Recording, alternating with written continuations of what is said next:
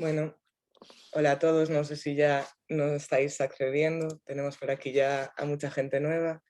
Bueno, mi nombre es Sara, que a mí sí que no me conocéis, aunque sigáis las redes de Amado Clínica. Yo soy, bueno, la responsable de comunicación de Amado Clínica Pediátrica y nada, simplemente un par de cosas técnicas antes de comenzar.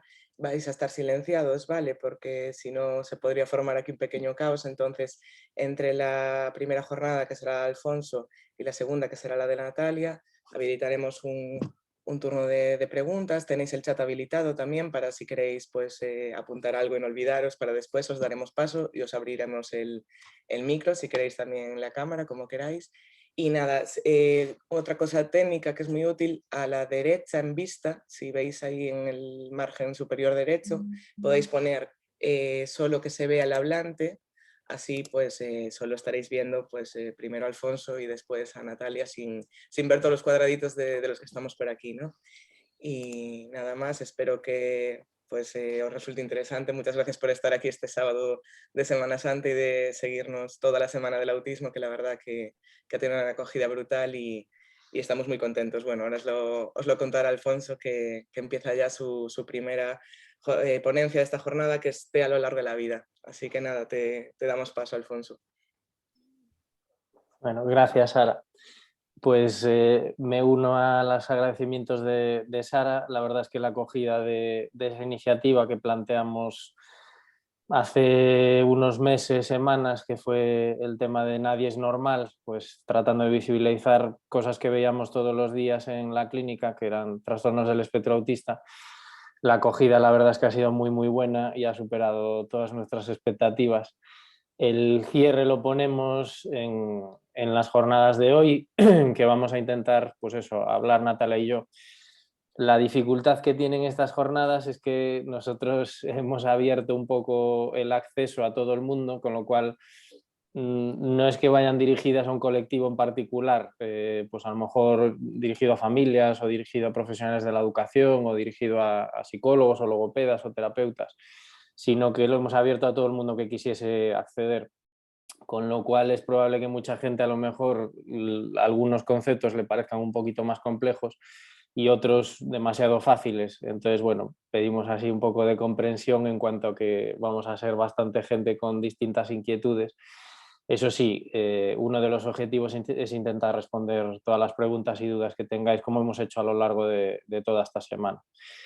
Mi ponencia lleva por título Te a lo largo de la vida, que vamos a abrirla aquí. Y bueno, yo siempre digo que esta es una ponencia que... vamos a ver, la podemos abrir.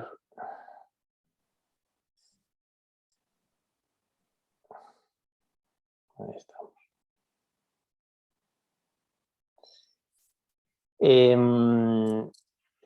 Voy a hablar de bastantes cosas, voy a intentar no ser demasiado pesado con algunos temas, pero sí que comentaba antes con Natalia y con Sara que quizás esta no sea una ponencia o una charla demasiado agradecida, en el sentido de que es una charla que lo que intenta es poner los puntos sobre las íes y definir claramente cuál es la magnitud del problema de los trastornos del espectro autista, cómo se diagnostican y cómo es su desarrollo a lo largo de toda la vida y qué herramientas tenemos nosotros un poco para manejar las dificultades que vayan surgiendo a lo largo de la vida, como dice la ponencia.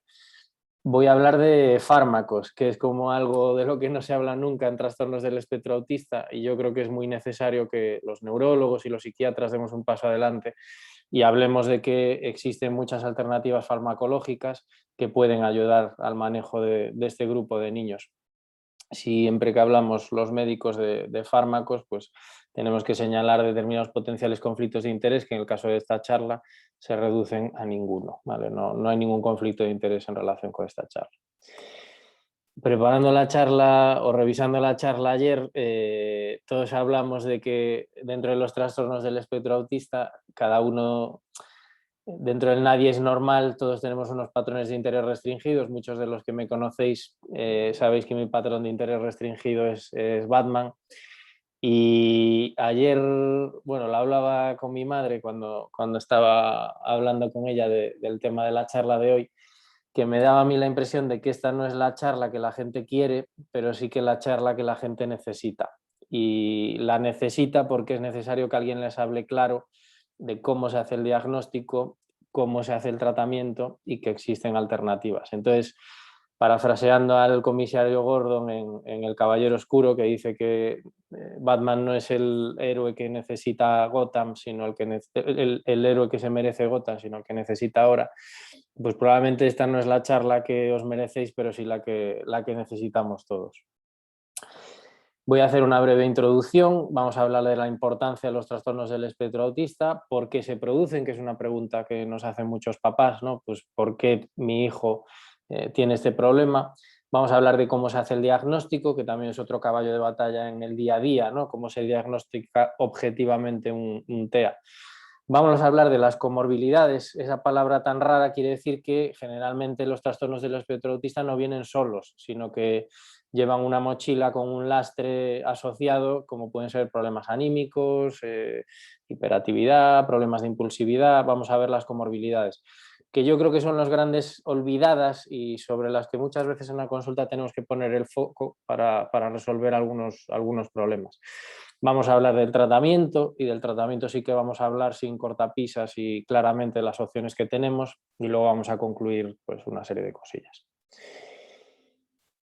¿Qué podemos hablar en cuanto a introducción? Bueno, pues los trastornos del espectro autista son problemas crónicos y discapacitantes, eso es lo primero.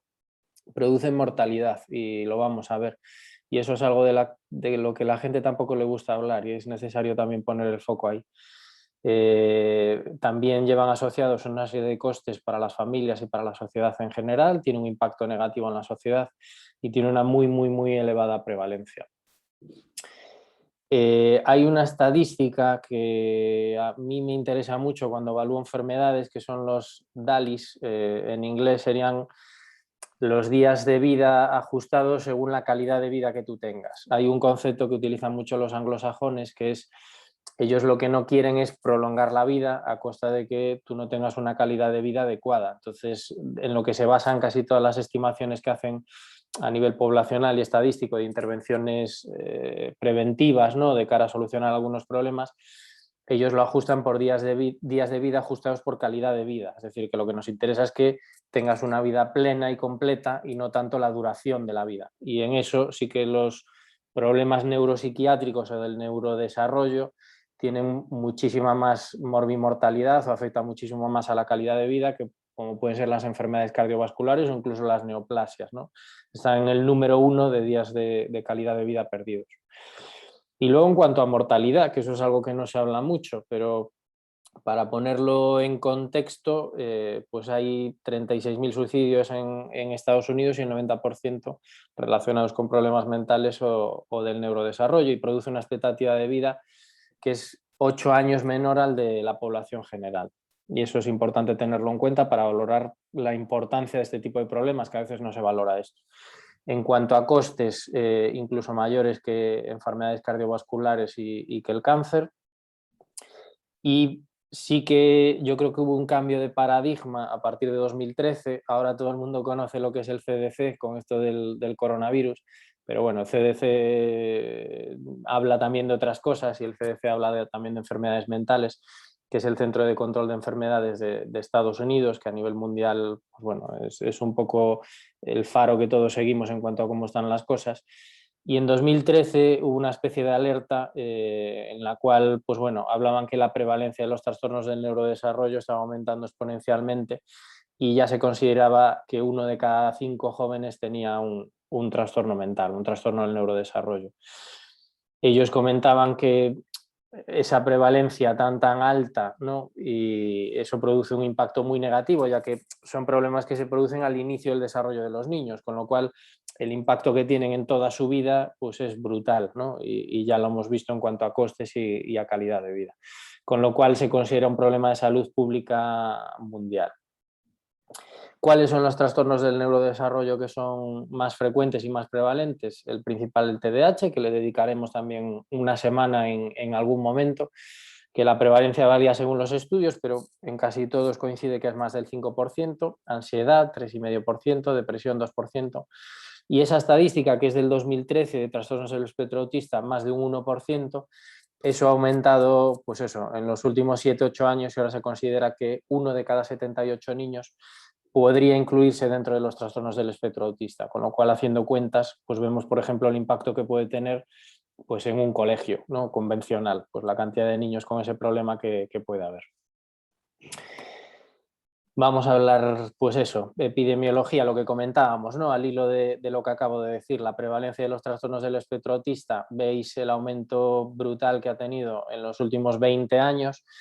Eso puede deberse a distintas razones, pero bueno, es algo que, aparte de que nos lo diga el CDC, nosotros lo vemos en la práctica clínica diaria, en la cual el desembarco en las consultas de neuropediatría, de logopedia, o de psicología o de psiquiatría de los trastornos del espectro autista, el aumento de demanda ha sido exponencial y cada año aumenta y cada año vamos más niños. No es el objetivo de esta charla valorar el porqué de ese aumento, que probablemente sea una combinación de distintos factores, pero es un tema que deberíamos estudiarnos y pararnos detenidamente para intentar entender cuáles pueden ser las causas de ese aumento brutal, pero es un hecho, que cada vez vemos más niños con trastornos del espectro autista. La pregunta que nos hacen todos los padres, el 100% de los padres, cuando hacemos un diagnóstico es: ¿por qué ha pasado esto? ¿Por qué le ha tocado a él, ¿no?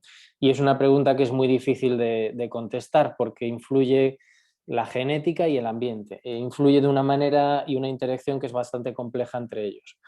Vamos a hablar de si se heredan o no se heredan, porque la siguiente pregunta que nos hacen muchas familias es: ¿y si yo quiero tener más hijos, qué riesgo tienen de desarrollar también este problema? Vamos a hablar la importancia de esas siglas tan raras que se llaman CNVs, ¿no?, que son Copy Number Variants o variaciones del número de copia, y vamos a hablar, pues eso, de la interacción entre la genética y el ambiente.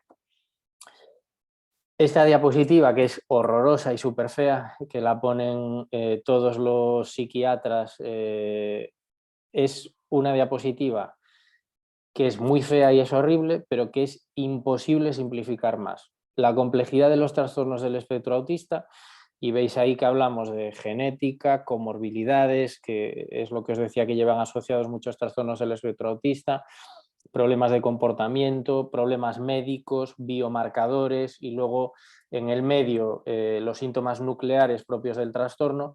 Todo eso interacciona entre sí en distintas dimensiones y entre ellos.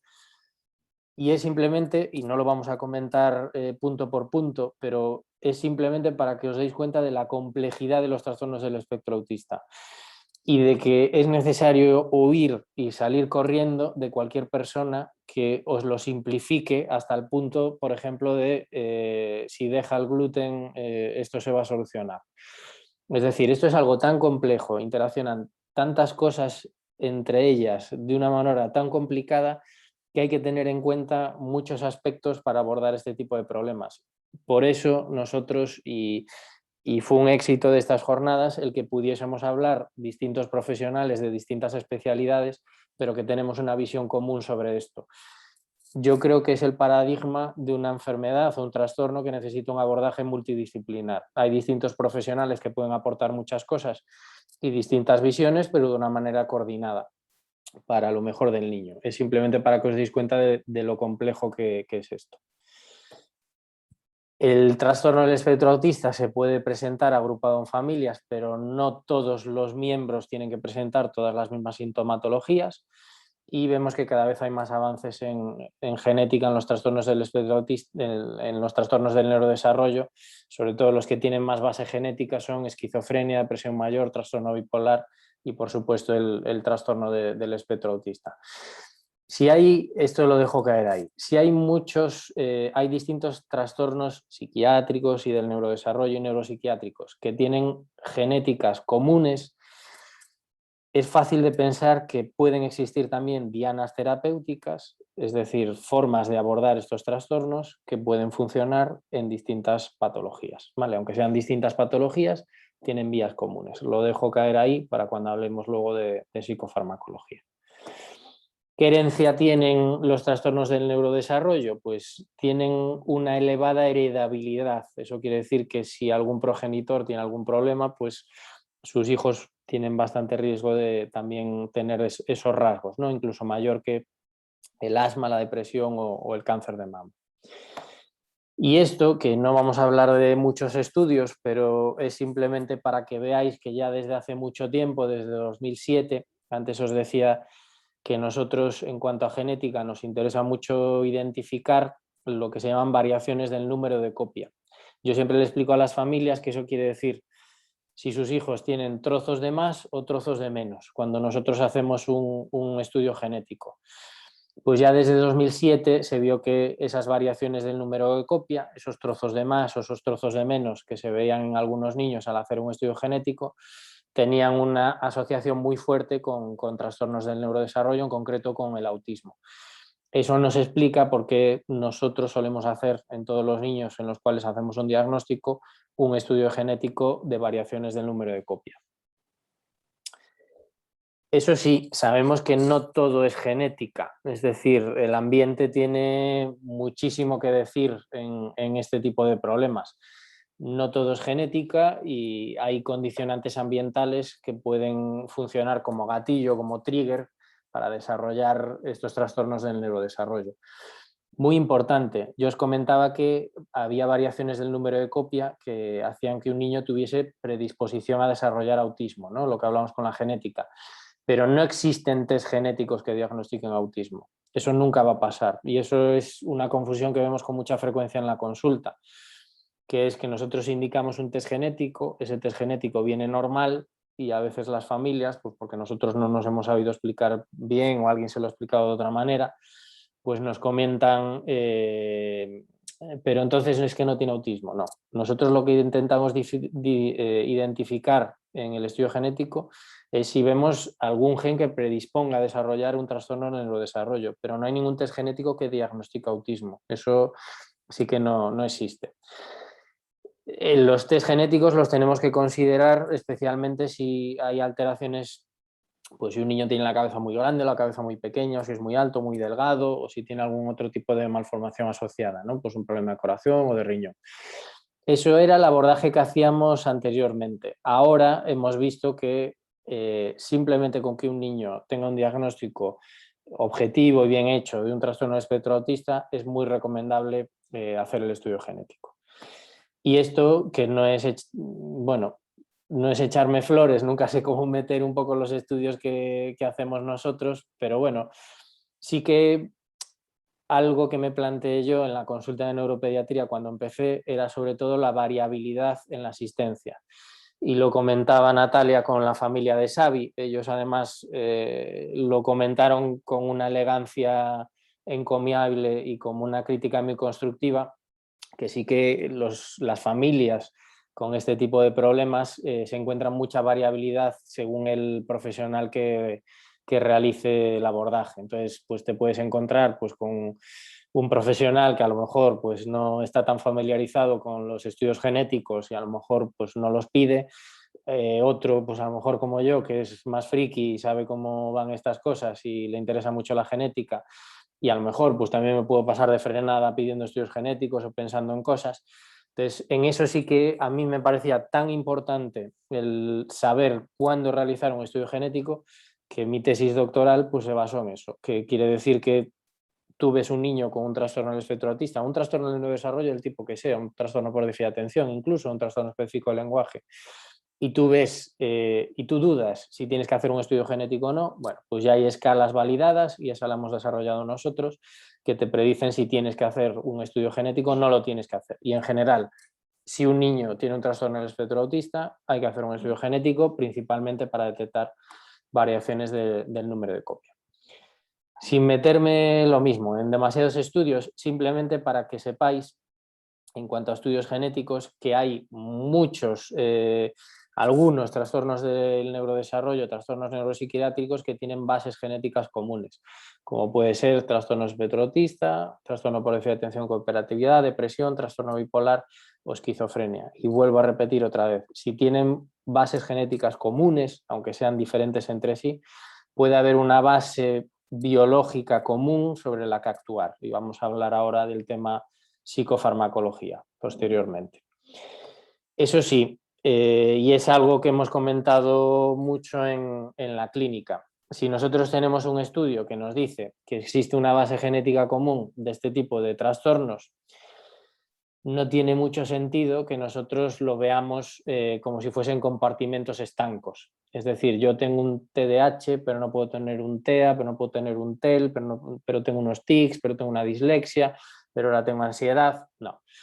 No puede haber 5 diagnósticos distintos en un niño. Entonces, algo que sí que muchos neuropediatras no nos sentimos demasiado cómodos, aunque sea la clasificación que se utiliza habitualmente, que es la clasificación para los que los profesionales lo conocéis, para las familias se lo explicamos, que es la clasificación que se llama DSM, que es el Manual Diagnóstico y Estadístico de Trastornos Mentales de la Asociación Americana de Psiquiatría. Eso es un marco común para que hablemos entre todos, pero yo creo que hay que ir avanzando, y eso también lo planteo aquí, hacia una clasificación que recoja un poco todos los avances que ha habido en genética, porque al final estamos hablando de compartimentos estancos, pero en realidad todo tiene una base común y vemos muchos niños que nos dicen, pues no, es que se diagnosticó inicialmente de retraso psicomotor, luego de retraso madurativo, luego de trastorno específico del lenguaje, luego que si Asperger, luego que si tenía una dislexia, luego que si Tourette, luego que si ansiedad. Es imposible que haya 5 diagnósticos distintos en un niño. Ahí tiene que haber una base genética común de susceptibilidad y tú a lo largo del desarrollo vas desarrollando pues, distintos síntomas en función del ambiente y en función de tus circunstancias. Entonces sí que es necesario esa clasificación ponerla un poquito, enmarcarla dentro de que hay otros avances que pueden ayudarnos a manejar este tipo de problemas. Esta tampoco es una diapositiva demasiado agradecida ni bonita, pero es la diapositiva que yo intento colar siempre en cada charla, que también intenta simplificar toda la complejidad de los trastornos del espectro autista o de los trastornos del neurodesarrollo. ¿Y qué es lo que vemos nosotros ahí? Pues nosotros tenemos una base genética común, ¿no? Pues nuestros genes que heredamos de nuestro padre y de nuestra madre, y a la vez puede haber alteraciones genéticas que surjan un poco de novo, que se llaman, pues espontáneamente, y nosotros tenemos ese genetic makeup, ¿no? Esa base genética que tenemos todos desde que nacemos. Sobre esa base genética que tenemos influye el ambiente prenatal. ¿Y qué tipo de eventos a nivel prenatal? Es decir, yo cuando estoy dentro de mi mamá y aún no he nacido, ¿qué tipo de eventos a nivel prenatal pueden influir en mi neurodesarrollo? Enfermedades infecciosas, pues por ejemplo, mi madre tiene una infección pues por un germen, por ejemplo, un virus que se llama citomegalovirus. Bueno, pues eso condiciona que pueda ser esa infección por ese virus pueda producir un problema de neurodesarrollo porque afecta a las neuronas del feto. Otras infecciones, pues bacterias como la listeria, es decir, enfermedades infecciosas pueden influir. Si mi madre fuma, influye muchísimo, ¿vale? Eso es algo que recogemos nosotros en el formulario. Yo creo que hace 20 o 30 años, pues no sé, había esa leyenda urbana ginecológica, ¿no? Nosotros hablamos de la leyenda urbana pediátrica, pero había también leyendas urbanas ginecológicas de no, es mejor que sigas fumando porque es peor el nerviosismo, la ansiedad que te produce. No, eso es mentira. O sea, no se puede fumar mientras uno está embarazado. Eso es factor de riesgo principal y mayor de que tu hijo tenga un trastorno de neurodesarrollo. Eso no quiere decir que lo vaya a tener seguro, pero que tú le estás dando bastantes papeletas para que se pueda torcer la cosa. Entonces sí que se ha visto que la nicotina y el tabaco, eso es una agresión brutal sobre un feto en desarrollo. El alcohol, y muchos lo conocemos, y por ejemplo una de nuestras psicólogas, Paula, ha trabajado bastante con los niños con trastorno del espectro alcohólico fetal, también es otra agresión sobre un cerebro en desarrollo, y también pues, el estrés materno, enfermedades maternas. Eso induce una serie de cambios epigenéticos que se añaden al ambiente postnatal, como puede ser pues, situaciones de maltrato, sustrato socioeconómico bajo, escasa estimulación, adopción, inmigración o condiciones de vida. Y a esta diapositiva yo le añadiría, aunque no es el objetivo de esta charla, en cuanto a ambiente postnatal que induce cambios epigenéticos en los niños, la exposición a pantallas electrónicas, que es algo con lo que os damos mucho la turra en Instagram y en Facebook y en las consultas, y que lo marcamos en los informes. Pantallas electrónicas en niños de menos de 3 años no se deben utilizar de manera sistemática todos los días. Entonces, todo ese ambiente genético, todas esas condicionantes a nivel prenatal, condicionantes a nivel postnatal, lo que me sucede es que yo tengo una susceptibilidad a desarrollar un trastorno de neurodesarrollo. ¿Veis la complejidad de todas estas cosas que influyen entre sí? Y esa vulnerabilidad o susceptibilidad a desarrollar un problema, pues ese problema puede ser, pues eso, un trastorno bipolar, un TDAH, un trastorno del espectro autista, o no desarrollar ningún problema. O sea que veis que muchas cosas influyen. Y esta es una de las razones por las que nosotros también damos mucho a la vara con el tema sueño y alimentación, porque son dos condicionantes ambientales que marcan también un antes y un después, y nosotros lo controlamos en este grupo de niños. Pasamos a cómo hacemos el diagnóstico, que es otra gran área de dudas de los profesionales, de las familias y a veces de los propios niños cuando son mayores. Nosotros tenemos que hacer, pues eso, una recogida de síntomas de trastornos del espectro autista, que es lo que se llama una anamnesis dirigida, ¿no? Que es, nosotros vamos a dirigiendo la entrevista clínica para ver si conseguimos encontrar algún síntoma o signo que se encuentre en estos niños. Y evaluamos su funcionamiento en distintos niveles, ¿no? Escolar, social, etcétera, etcétera. Todos conocemos ya cuáles son los síntomas de los trastornos del espectro autista, ¿no? Problemas de comunicación, patrones de comportamiento repetitivos y estereotipados. De eso no me voy a encargar yo de hablar. Pero nosotros, cuando preguntamos a los papás, aunque sea una entrevista abierta, sí que realizamos una entrevista que se llama dirigida y estructurada. Es decir, yo voy, y a veces yo digo a los padres, voy a ser muy pesado, porque quiere decir que voy a funcionar como un detective buscando específicamente esos signos y síntomas que yo quiero descartar o que quiero encontrar. Y la entrevista clínica es muy, muy importante dirigirla adecuadamente y tiene que estar un poco estructurada. Tenemos que hacer una evaluación pediátrica siempre en estos niños, estamos hablando de niños, entonces tenemos que hacer una exploración neurológica y nos llevamos sorpresas muchas veces con exploraciones neurológicas en estos niños que nos orientan a pruebas que se tienen que hacer. A los niños siempre hay que medirlos, tallarlos, medirles la cabeza. No puede haber un niño con trastorno espectro autista que no sepamos si tiene una macrocefalia o una microcefalia, en eso insistimos mucho. Hay que hacer una evaluación psicológica, una evaluación cognitiva, una evaluación del funcionamiento escolar. Una frase que repetimos mucho es que los niños se tiran muchísimas horas en el colegio, con lo cual la información de la escuela es una información que es muy, muy valiosa para hacer la evaluación de estos niños. Y luego evaluar cuál es el impacto, sobre todo a nivel psicosocial. Hay que hacer una propuesta de exploraciones complementarias. Nosotros somos muy pesados también con el tema del hierro en los niños. Hablábamos antes de que hay una base genética común y un desbalance entre distintos neurotransmisores en distintos trastornos de neurodesarrollo. Pues el hierro es un precursor de un neurotransmisor cerebral que se llama dopamina, que está muy implicado en capacidad de atención y de ejecución de tareas, entre otras cosas. Si nosotros tenemos un déficit de hierro y muchos niños con un trastorno del espectro autista pues no comen bien o no comen todo lo variado que deberían, si nosotros tenemos un déficit de hierro, pues eso nos condiciona a que no desarrollemos todo nuestro potencial. Y luego pues valorar posibles condiciones médicas como pueden ser problemas tiroideos o enfermedad celíaca también. Estudios genéticos dirigidos, que es lo que hemos comentado, pues detección de variaciones del número de copia. En ocasiones, no siempre, está indicado hacer una resonancia. En ocasiones, no siempre, más bien casi nunca, está indicado hacer estudios metabólicos y electroencefalogramas solo si nosotros sospechamos que puede haber alguna condición a nivel de actividad cerebral que pueda estar influyendo negativamente en su desarrollo. Pero no siempre es necesario hacerlo. El estudio genético sí.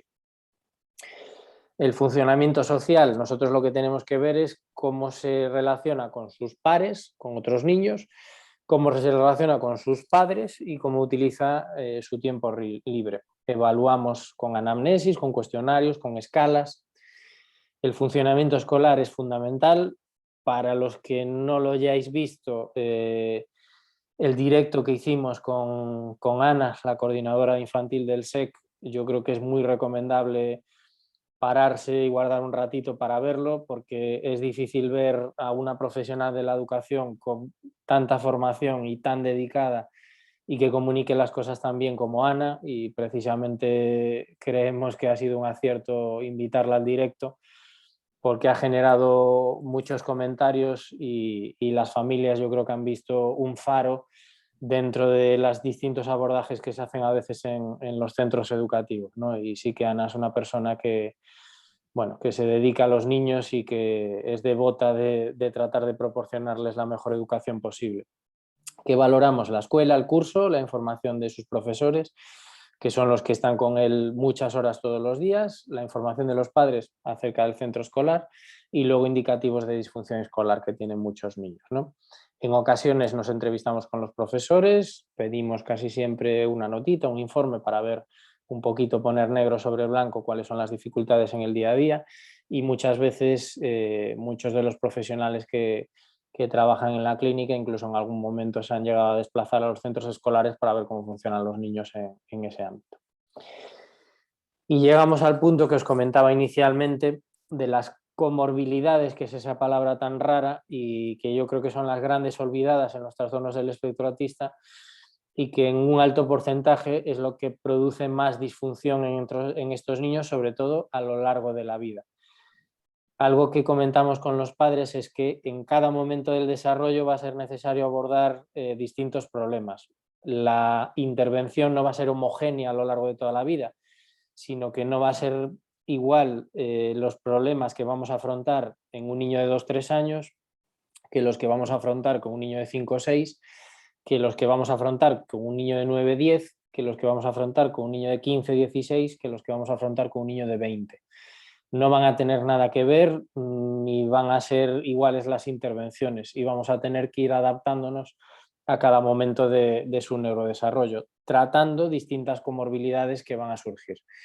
Voy a intentar no poneros demasiadas gráficas. A veces estas gráficas lo que intentan es enseñarle a la gente que esto ya está estudiado y hay distintos estudios, pero no vamos a entrar a identificar cada gráfica y comentarla, simplemente que sepáis que sobre todo la comorbilidad principal es con trastornos por déficit de atención con hiperactividad, y luego problemas anímicos, ansiedad, depresión, principalmente. En cuanto al trastorno por déficit de atención y trastornos del espectro autista, son dos cosas que vemos con muchísima frecuencia de manera conjunta en la práctica clínica diaria, y es interesante, y solo pongo esta gráfica, si nosotros diferenciamos subtipo hiperactivo y subtipo inatento, es mucho más frecuente que los niños con trastornos del espectro autista sean encuadrables dentro del subtipo hiperactivo y no tanto del subtipo inatento. Esto lo podemos ver con dos vertientes. Vertiente de si yo controlo la impulsividad y el exceso de movimiento, la dificultad en regular respuestas motoras, va a mejorar mucho su trastorno del espectro autista, y tengo que intentar potenciar sus habilidades de atención. Es decir, son niños que generalmente se manejan bien a nivel atencional, pues tengo que intentar potenciar esas habilidades a nivel atencional. Lo que os comentaba antes, ¿no? Principalmente predomina el subtipo hiperactivo por encima del inatento, y el tratamiento, cuando nosotros vemos pacientes con trastornos del espectro autista y trastorno por déficit de atención con hiperactividad, esto que hemos puesto 4 puntos, son 4 puntos que están puestos de una manera secuencial, pero que se pueden utilizar todos de manera conjunta. Y nosotros creemos que el utilizar todas las opciones que tengamos para mejorar la calidad de vida de los niños de manera conjunta produce un beneficio finalmente exponencial. Entonces, lo principal, una intervención específica en un centro especializado, una adaptación de los procedimientos de enseñanza, entrenamiento a las familias, fundamental. Para los que no hayáis visto el directo de Natalia con Xavi, yo creo que es algo imprescindible para cualquier familia que tenga un niño con este tipo de problemas, pues ver el testimonio de otra familia hablando con su terapeuta de cómo se manejan estas cosas, y luego una intervención farmacológica. Y ahí vamos a llegar al punto de: esta no es la charla que queréis, pero es la charla que se necesita en este momento. Entonces, consideraciones previas sobre intervenciones farmacológicas. Pues una intervención farmacológica pues requiere establecer unas expectativas realistas de lo que queremos conseguir con esa intervención farmacológica. No siempre las intervenciones farmacológicas obtienen los resultados esperados. Ahora vamos a ver la eficacia de distintos fármacos según la comorbilidad. Deben indicarse tras una evaluación de la familia y del entorno cuidadosa. Es decir, nosotros no indicamos, o yo en particular, o los profesionales que manejamos este tipo de fármacos, no los indicamos de una manera ligera, sino que lo indicamos, ya veis la complejidad, ya habéis visto alguna diapositiva de lo complejos que son este tipo de trastornos.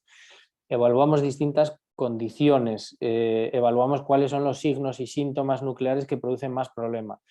Y esto lo evaluamos conjuntamente con las familias, conjuntamente con el profesorado y conjuntamente con los terapeutas de los niños. E intentamos llegar a una decisión consensuada de cuál es el fármaco que le puede ir mejor en función de lo que se está generando más dificultades. El tratamiento debe iniciarse a la dosis más baja posible y con constantes reevaluaciones. Y después de 6-12 meses de tratamiento vamos reevaluando si lo vamos necesitando o no. Este tipo de intervenciones farmacológicas muchas veces nos cuesta explicarle a las familias que hay un medicamento que puede ayudar mucho a controlar algunos síntomas nucleares. Existen leyendas urbanas sobre este tipo de fármacos, que ahora vamos a hablar de ellas. Entonces, a los padres les bombardean con muchas informaciones muy contradictorias. De ahí la importancia de estas jornadas, de que distintos profesionales de manera coordinada demos el mismo mensaje y se vean testimonios de familias y de otros profesionales, como pueden ser de la educación, de cuáles pueden ser los resultados cuando todos remamos en la misma dirección. Entonces, nosotros siempre queremos lo mejor para el niño, y si consideramos de manera consensuada todos los que tenemos algo que decir en esto, que el niño se va a beneficiar de una intervención farmacológica, es porque realmente lo queremos. Y con los fármacos a veces nos cuesta introducirlos, pero luego nos cuesta retirarlos. Es decir, yo después de 6-12 meses le digo a una familia, pues mira, ya hemos pasado ese momento en el cual necesitábamos tener un control sobre determinadas circunstancias, no creo que necesitemos ahora mismo el medicamento. Y en ese momento, que nos ha costado muchísimo introducir el medicamento porque podían existir reticencias, las familias no quieren retirarlo porque han visto que el niño está muchísimo mejor y que se controlan mucho mejor los síntomas y que aprovecha mucho mejor las terapias.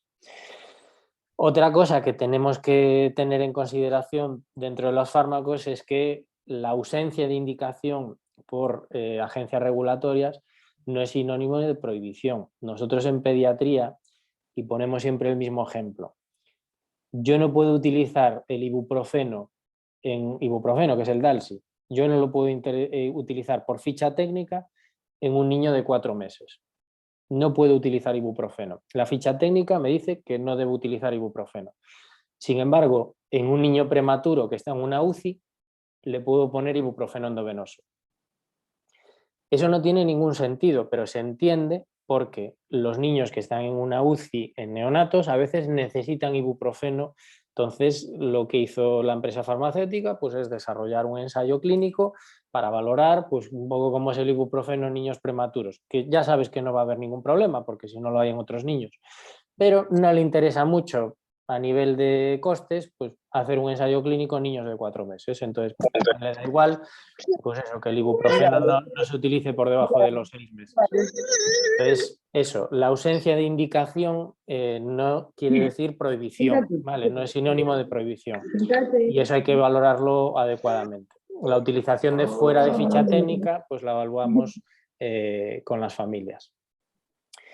¿Qué tenemos? Pues muchos prejuicios y conceptos erróneos, que es muy importante, y vuelvo a repetir, esta no es la charla que probablemente la gente quiera oír, pero la charla que es necesario que escuchen los profesionales y las familias, pues hay muchos prejuicios y conceptos erróneos, sobre todo en relación con la persistencia de explicaciones de hipótesis psicológicas, ¿no? Y una frase que nosotros le decimos mucho a las familias es: la culpa de que un niño tenga un trastorno del espectro autista no es de nadie, no es de la familia, ni es del profesional, ni es del niño, por supuesto. El niño siempre va a ser un niño bueno y cariñoso y que va a intentar hacer las cosas bien, y las familias son gente buena y cariñosa y que quieren lo mejor para sus hijos.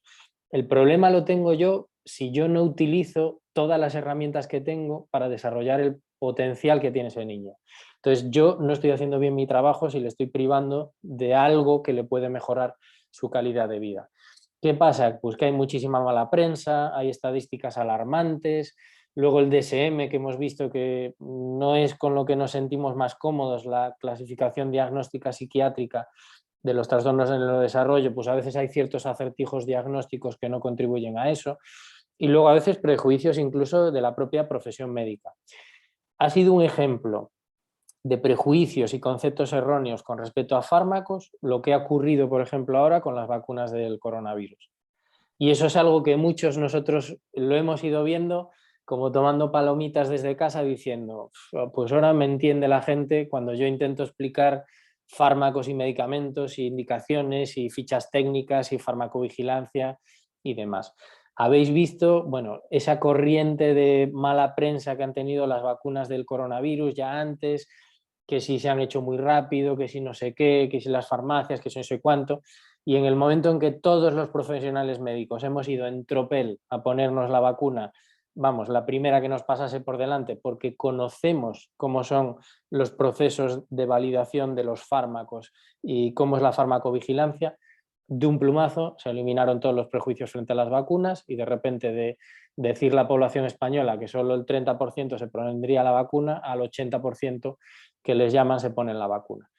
Bueno, pues con esto también hay que cambiar un poquito los conceptos, y sí que hay una serie de prejuicios y conceptos erróneos en relación con la psicofarmacología. Hay una serie de supuestos efectos adversos a tener en cuenta y que han sido estudiados y que nos preguntan mucho a las familias, que sobre todo estimulantes, que ya veréis que ese nombre no nos gusta mucho, y riesgo cardiovascular, antidepresivos y ideaciones suicidas, neurolépticos y síndrome metabólico, que eso es cuando engordan mucho con algunos fármacos, y luego las incertidumbres acerca de largo plazo. Sin extenderme mucho, todo eso ya está completamente superado, estudiado, y si el fármaco está indicado por alguien que maneje este grupo de medicamentos, no tiene por qué haber ningún problema. Y esto es una diapositiva que no he puesto nunca, pero que a partir de ahora voy a reivindicar mucho, que es que, igual que os decía que la clasificación diagnóstica tenemos que cambiarla, pues porque no nos sentimos cómodos con 8 diagnósticos distintos en un mismo niño, los fármacos o los nombres de los fármacos, eso lo tenemos que cambiar. Y yo, por ejemplo, desde mi humilde opinión o desde mi punto de vista, yo, por ejemplo, mi práctica clínica diaria lo voy a cambiar. Y ya no voy a hablar de estimulantes, porque los estimulantes no estimulan. No voy a hablar de antidepresivos, porque los antidepresivos no se utilizan solo en la depresión. No voy a hablar de antipsicóticos, porque son fármacos que no se utilizan en la psicosis solo, sino que se utilizan en otro tipo de trastornos. Y tampoco voy a hablar de ansiolíticos ni estabilizadores del ánimo. Y a partir de ahora, de lo que vamos a hablar es de fisiopatología. Si hemos visto que los trastornos del neurodesarrollo tienen una base biológica común, aunque sea muy compleja, pues yo tengo que actuar a veces sobre la dopamina, que es un neurotransmisor, a veces sobre la noradrenalina, a veces sobre la serotonina, a veces sobre receptores alfa-adrenérgicos. Es decir, que sobre cada neurotransmisor puedo actuar en cada momento para intentar que ese signo o síntoma nuclear produzca un impacto lo menos negativo posible en la vida diaria del niño. Pero vamos a hablar ya de bases fisiopatológicas de acción de los fármacos. ¿Por qué? Pues por esta diapositiva tan horrible que os digo, que toda la complejidad de los trastornos del espectro autista no se puede reducir solo a una base fisiopatológica, sino que hay distintos neurotransmisores que tienen que ver y en cada momento del desarrollo tenemos que actuar sobre unos o sobre otros. Sobre la farmacoterapia en síntomas nucleares de los trastornos del espectro autista, está todo inventado. Ojalá alguien en algún momento, y yo soy el primer interesado, me enseñase que esto se soluciona con un único medicamento o que se soluciona pues eso, con una intervención dietética única. Habéis visto lo complejo que es. Entonces, yo muchas veces también comento, ¿no creéis que hay muchísima gente muy interesada en que algo funcione en los trastornos del espectro autista? Y en esto se han probado muchos fármacos y sabemos que algunos funcionan y otros no funcionan. Entonces, vamos a hablar de los que funcionan y de los que no funcionan. Generalmente intentamos utilizar un único fármaco, pero muchas veces hay que utilizar 2 o 3 fármacos en función del momento en el que estamos. Y son fármacos que en general se llevan bien entre ellos. Las combinaciones de medicamentos se toleran en general bastante bien. Rápidamente, hablando de los fármacos que podemos utilizar, pues en TDAH, trastornos por déficit de atención y trastornos espectro autista, MPH son las siglas de metilfenidato, ¿no? Hay ensayos clínicos ya de hace más de 15 años de trastornos del espectro autista e hiperactividad. ¿Y qué podemos deducir? Pues que es menos eficaz el metilfenidato que si nosotros solo tratamos un trastorno por déficit de atención, pero es eficaz, y que la tasa de efectos adversos es mayor que si solo tratamos un trastorno por déficit de atención. ¿Qué conclusión sacamos de esto? Sacamos que puede ser eficaz, aunque menos eficaz que si solo tenemos un déficit de atención con hiperactividad, y que tenemos que empezar a una dosis muy baja e ir con aumentos muy graduales y muy pequeños.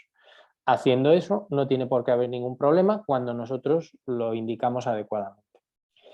Hay otro fármaco que se llama atomoxetina, que también es bastante eficaz. Y hay ensayos clínicos también de hace mucho tiempo que se han llevado a cabo. ¿Qué hemos visto? Lo mismo, que es menos eficaz que si solo tenemos un déficit de atención. Eso tiene bastante sentido porque tenemos 2 problemas del neurodesarrollo, un trastorno espectro autista y un trastorno por déficit de atención. Y que vemos ciertos efectos adversos mayores. Lo mismo que con metilfenidato, pues lo que hacemos es empezar con dosis muy bajas e ir muy despacito, y si vemos algún problema, bajamos la dosis o lo suspendemos. Tan fácil como eso.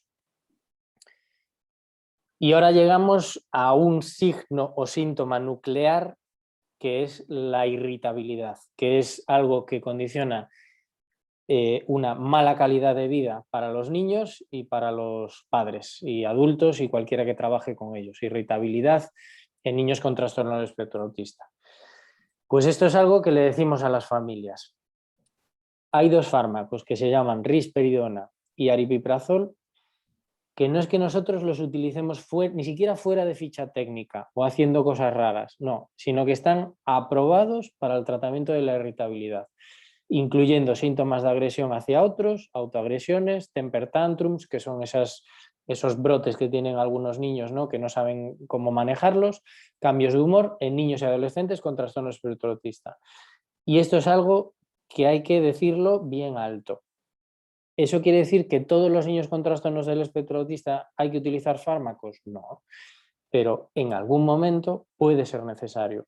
Y si los utilizamos, no tiene ningún sentido que 2 medicamentos que tienen la indicación y que se han visto que funcionan para controlar esos síntomas, no estemos proporcionándole a ese niño todas las herramientas para desarrollar ese potencial. De la risperidona se ha utilizado en gran cantidad de pacientes en distintos ensayos clínicos y el grado de control sintomático no ofrece lugar a dudas, es decir, el control sintomático en general es bueno. ¿Eso quiere decir que funciona con el 100% de los niños? No, como todos los fármacos. No, el ibuprofeno es un mal medicamento, pero no quita el dolor de cabeza en el 100% de las personas, ¿no? Eso no quiere decir que sea un mal medicamento, pero la risperidona, en general, la eficacia sobre los síntomas nucleares en cuanto a irritabilidad es muy significativa. Y en cuanto a tolerabilidad, pues la mayoría de los efectos adversos son leves y autolimitados y los más comunes son aumento de apetito, ganancia de peso. De todo esto, lo que más me preocupa es la ganancia de peso y puede alterar una hormona que es la prolactina. Nosotros en la clínica lo que hacemos son determinaciones de prolactina capilares para no tener que hacer una analítica en niños que llevan tomando risperidona durante tiempo, pero no suele haber efectos adversos serios o limitantes. Y no los puede haber porque si los hay, los suspendemos, tan fácil como eso.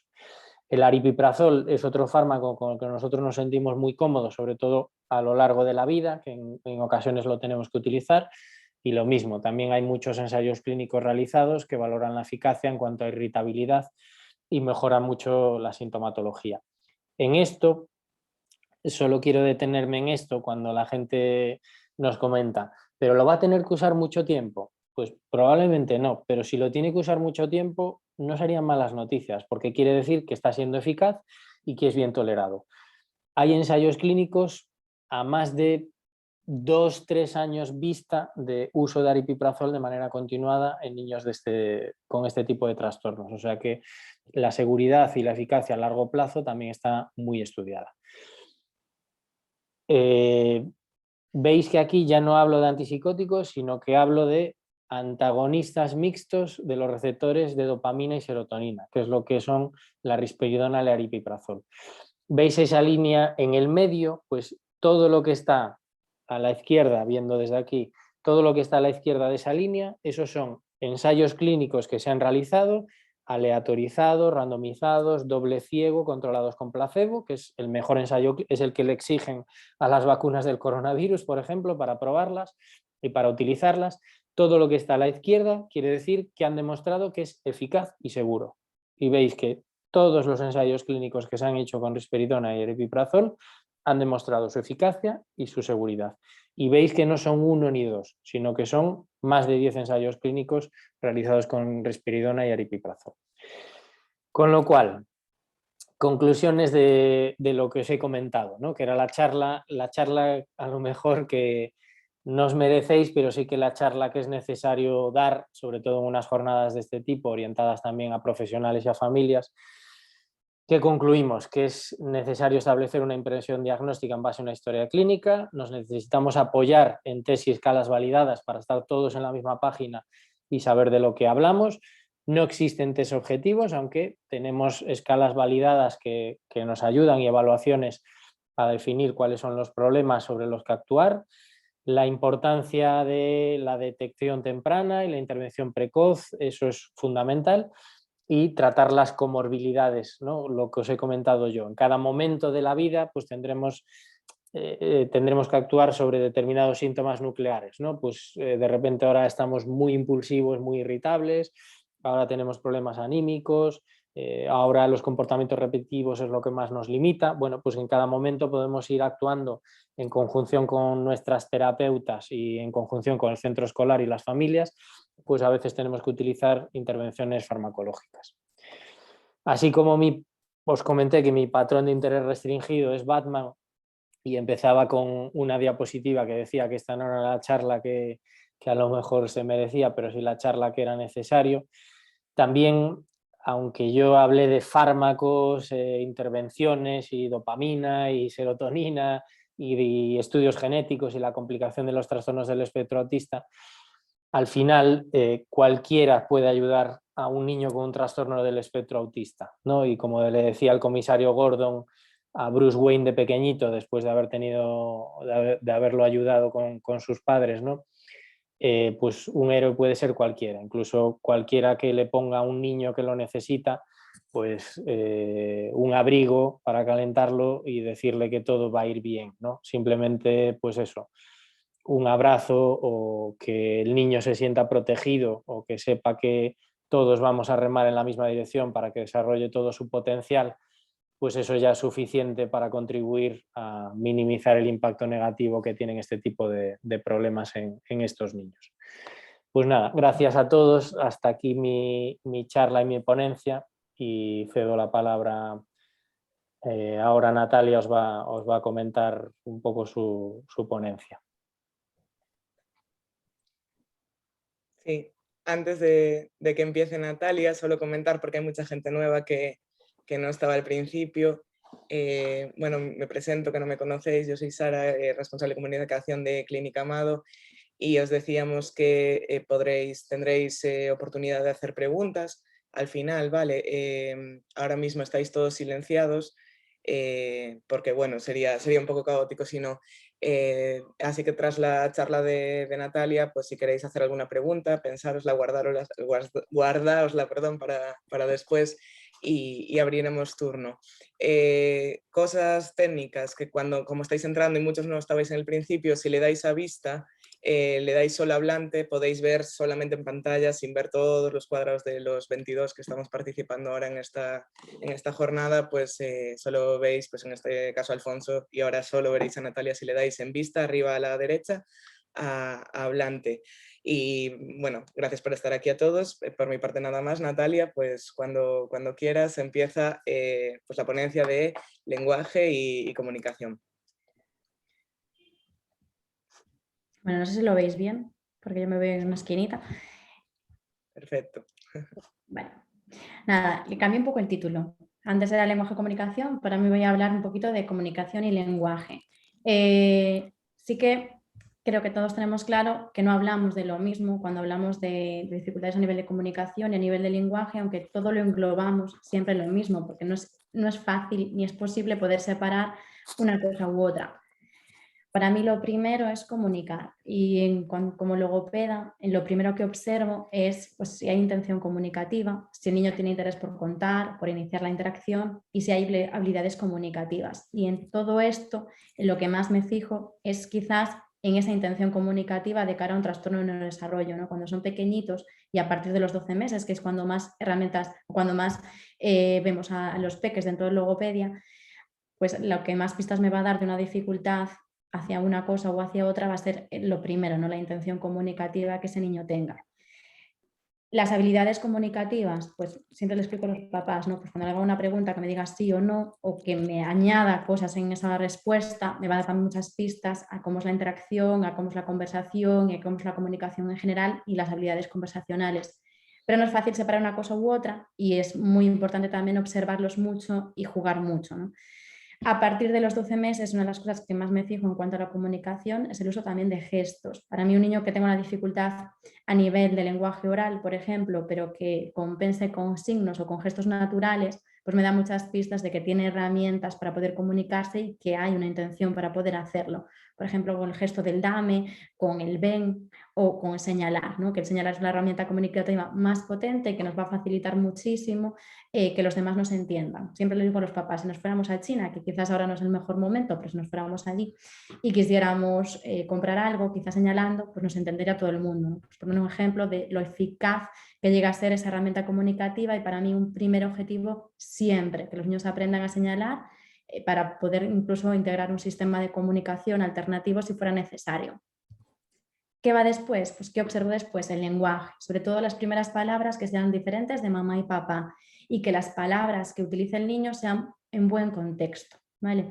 Que sobre todo cuando quieran decir algo, vayan a esa palabra clave que quieran decir, sea utilizada en un buen contexto y se les entienda. Y otro aspecto muy importante en cuanto al lenguaje son esas combinaciones de dos palabras. Yo me pongo ahí la barrera de los 24 meses, que a los 24 meses haya una combinación de dos palabras, que esa combinación sea muy variada y que nos va a dar pistas de que a los 36 va a haber un desarrollo también adecuado en cuanto al lenguaje.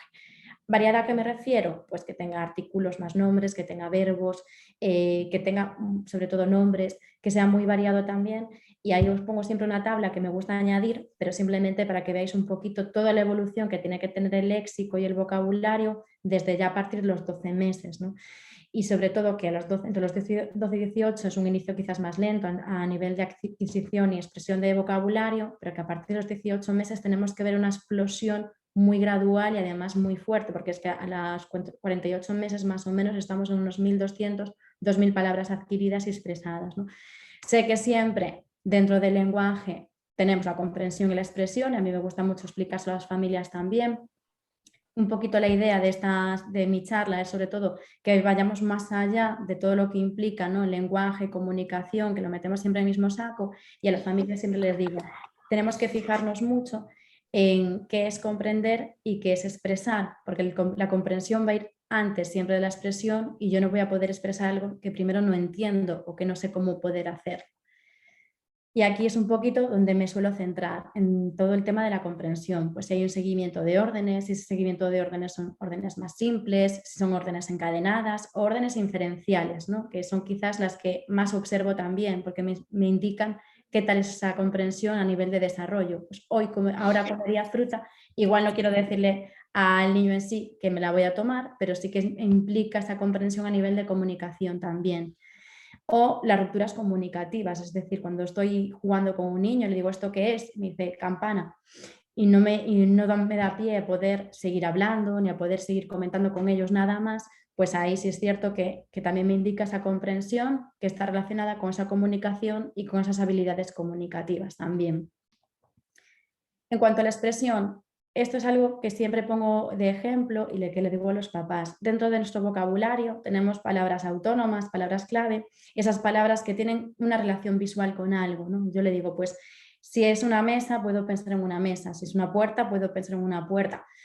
Pero hay otro tipo de palabras, que este es el léxico más relacional, más referencial, que no tienen una relación visual con nada, ¿no? Pues que yo digo que diga con, no, a nivel de lenguaje no me dice nada. Y yo me valgo mucho de herramientas, sobre todo de la lengua de signos, porque en lengua de signos sí tengo léxico relacional, no todo, pero algunos sí, que puedo añadir cuando al niño quiero que él vaya aumentando y que vaya, sobre todo, hablando, utilizando más vocabulario y más en su estructura, ¿no? Pues por eso es un ejemplo. Si yo digo que me diga con, pues en lengua de signos, al hacer este gesto, estoy añadiendo dos cosas y le doy pistas a él de que con significa juntar varias cosas, o el por qué, ¿no?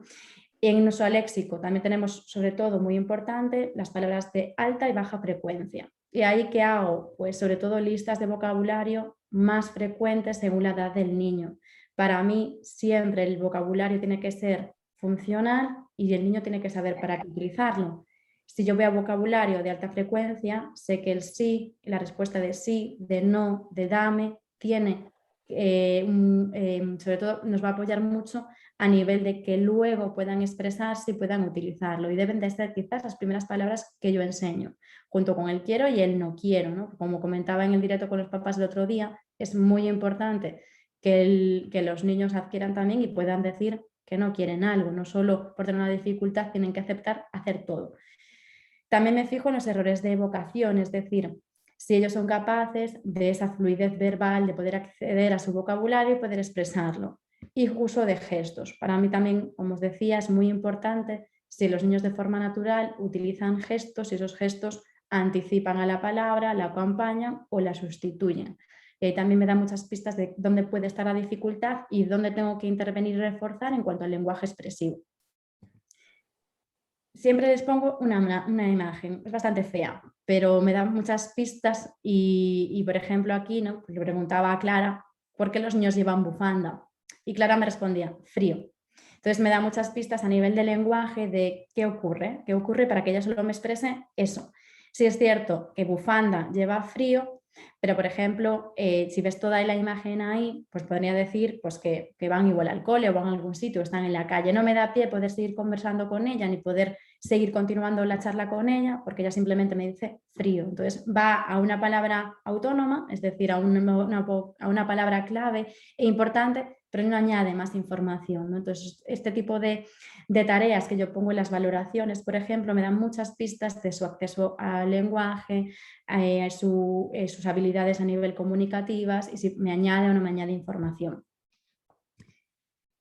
En cuanto al lenguaje expresivo, no solo me fijo en si hay alguna dificultad de acceso al léxico, sino también en esas flexiones, es decir, en cuando me utilicen una frase, pues está bien flexionada, si tiene concordancia, su estructura, ¿no? Si sé yo que a partir de los 36 meses tienen que hacer una estructura más larga a nivel oral, si hay dificultades a nivel sintáctico, si hay dificultades cómo están planificadas y sobre todo coherencia. Y todo este rollo que estoy soltando, a mí me gusta verlo siempre con un ejemplo, ¿vale?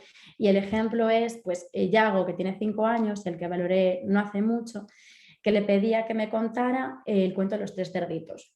Hay varias tareas que utilizo como obligadas cuando es la valoración. Una es que me cuenten un cuento que sea además conocido. Si no son capaces de contarme ninguno, les pongo una lámina para que me lo cuenten, y otras veces yo cuento el cuento y le pido luego que me lo repitan, ¿vale?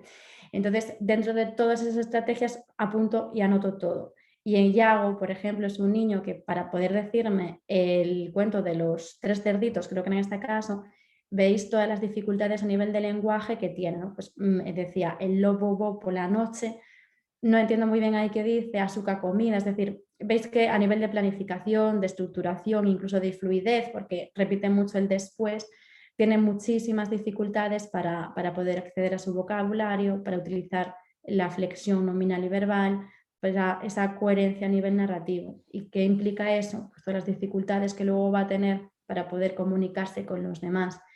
En este caso, Iago es un niño el que el diagnóstico es un TEL, porque tiene mucha intención, pero con todas esas dificultades que él tiene para poder expresarse, pues es un niño que en el cole no interactúa con sus compañeros porque es consciente de que no es capaz y que no sabe cómo hacer, no sabe porque él te dice que los demás no lo entienden.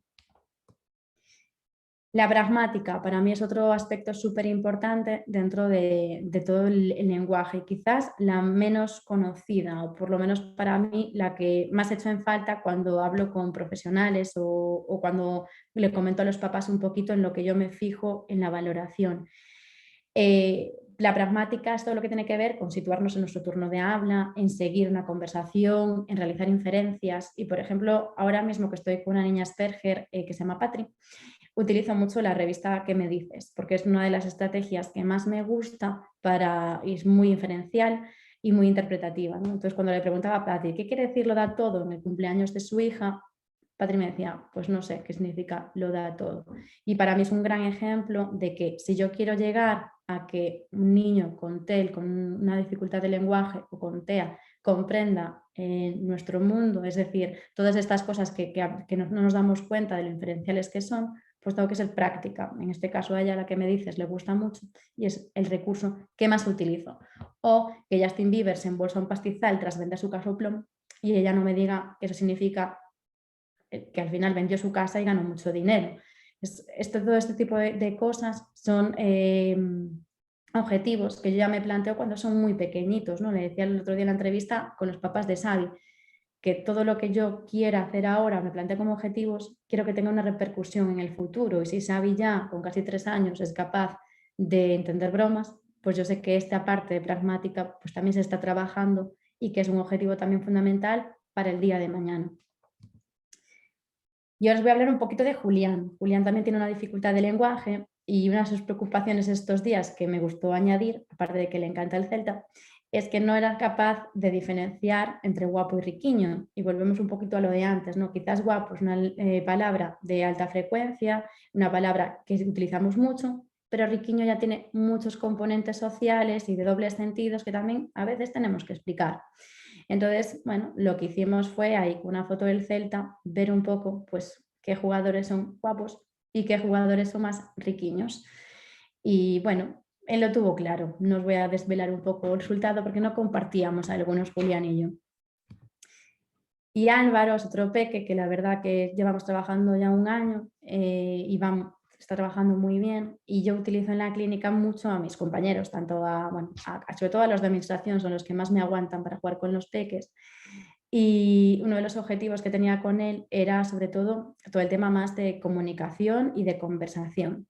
Entonces, bueno, siempre le obligo, él viene los lunes, a que le pregunte a Carol qué tal su fin de semana. Entonces, Álvaro se acercaba a Carol, se lo preguntaba y me decía, ya está Natalia. Entonces, ¿qué es importante? Si conmigo solo ya mantenemos conversación, necesito ver que lo vaya generalizando, ¿no? Entonces, ahora Álvaro ya se acerca a Carol, ya le pregunta qué tal está y ya sabe que tiene que esperar la respuesta que le haga a Carol. Eso me da pistas mucho de esas habilidades conversacionales, de llegar a esas conversaciones de ida y vuelta, donde tenga que añadir información para el día también de mañana, ¿no? Entonces, Álvaro es un peque que tuvimos que trabajar mucho con role-playing, con juegos, pero que poco a poco ya va entendiendo pues todo ese esquema a nivel de conversación que se necesita para que una conversación, un diálogo sea eficaz, y aunque no me interese lo que me están diciendo los demás, sepa por lo menos dar una respuesta a lo que me están preguntando. Otro ejemplo un poquito que quise añadir es, por ejemplo, juegos que yo le pongo donde valoro también todo lo que tiene que ver con el léxico o con el vocabulario, ¿no? Entonces le pongo muchos dibujos, fotografías o a través de juegos que luego os enseño y le pregunto qué es. Y Joel en este caso, pues me dice una pandereta para hacer esto, ¿no? Y empieza a darse golpes como gesto del tambor. Con Joel aquí vi que, bueno, que va con pandereta, va a su categoría a instrumentos musicales, que da golpes y que se acompañe de gestos, que está buscando un recurso para explicar mejor, porque él conoce perfectamente lo que es un tambor. Entonces, dentro del lenguaje me da también mucha información de que quizás aquí lo que tengo que trabajar más es ese acceso rápido, esa denominación, esa evocación dentro de los objetivos de la intervención. Y lo que os comentaba un poquito, todas estas cosas que yo quiero valorar dentro del lenguaje y comunicación me van a dar pistas también de cara a un posible diagnóstico. Si yo tengo un niño con TEA, sé que la comunicación va a tener dificultades, en su pragmática también, dentro del lenguaje posiblemente. Hay que ver habilidades sociales, en teoría de la mente, y que hay intereses estereotipados o restringidos. Pero un niño con TEL parece que solo pensamos en que tenga dificultades a nivel de comunicación y lenguaje, y no es solamente eso. A veces cuando hablo con los papás les pongo siempre un dibujo en el que le intento comentar que tanto el TEA como el TEL sí hay algo diferenciado, pero que a veces es un poquito difícil y que nos va a dar pistas sobre todo en la intervención para tenerlo un poco más claro. Yo sé que un niño con TEL quiere comunicarse y que no sabe cómo hacerlo, que va a tener muchas dificultades de lenguaje, que pueden ser comprensivas o expresivas, pero que no se queda ahí. Si yo quiero comunicarme y no sé cómo hacerlo, la interacción social con los demás también se va a ver afectada. No es diferente a un niño con TEA, por ejemplo, que igual pues no le interesa comunicarse y está más, pues como me dicen los papás o desde el cole, ¿no? Que juega y acepta que estén, pero no llega a interaccionar con sus compañeros. La diferencia también para mí es el uso de gestos. Los niños con TEL suelen tener y utilizar los gestos naturales para poder comunicarse y se apoyan mucho de ellos. En niños con TEA no lo veo tan desarrollado. Y luego lo que os decía de señalar, ¿no? Niños con TEA tenemos que enseñarles a señalar, y un niño con TEL señalar con esa integración de mirada está bien. Entonces, a veces a partir de los 12 meses lo vemos más claro y a veces tenemos que esperar un poquito en la intervención para ver un poco hacia dónde va, pero generalmente son los rasgos más diferenciados o los intereses estereotipados y restringidos que decía Alfonso y que comentaba Alfonso en su charla en un niño con TEL pueden aparecer porque quizás sea también el acceso y con su motivación donde va a poder expresarse mejor y comentar sobre eso, pero tenemos que vigilar mucho a veces si es más por esa dificultad o si es por otra más de base social, por decirlo así. ¿Y qué me fijo? Aquí es la herramienta que más utilizamos en la clínica para valorar los trastornos, sobre todo en este caso, es una batería, el A22 observacional para autismo. La quise incluir ahí por todo un poquito de lo que nos añade, sobre todo el módulo T, que es el que yo más aplico y que nos da un poquito de pistas sobre las dificultades y que nos da un poquito también de impresión clínica. No de cara a veces a un diagnóstico, aunque sí, pero a mí como profesional me da muchas pistas sobre los objetivos que tengo que incluir dentro de mi intervención y también los puntos fuertes del niño, que a veces solo parece que valoramos para conocer las dificultades, pero tenemos que valorar también para conocer sus motivaciones, sus intereses, porque por ahí tengo una puerta de entrada en la intervención y en creación también de vínculo con el niño de cara a la terapia y la intervención. ¿En qué me fijo, por ejemplo, dentro de la 2? La 2 es una prueba de juego en el que tú vas proponiendo distintos juegos a los niños y te vas incluyendo o vas simplemente observando, ¿no? Entonces, en este caso, por ejemplo, la de una niña de 2 años y 3 meses, la puntuación simplemente es, pues, si veis un 0 es que bien, no hay dificultad, un 1 es una dificultad leve y un 2 es una gran dificultad. Pero sobre todo lo que veo ahí dentro de comunicación o de interacción social recíproca o de comportamientos restringidos y repetitivos, lo voy marcando para después llevarlo a la prueba en sí.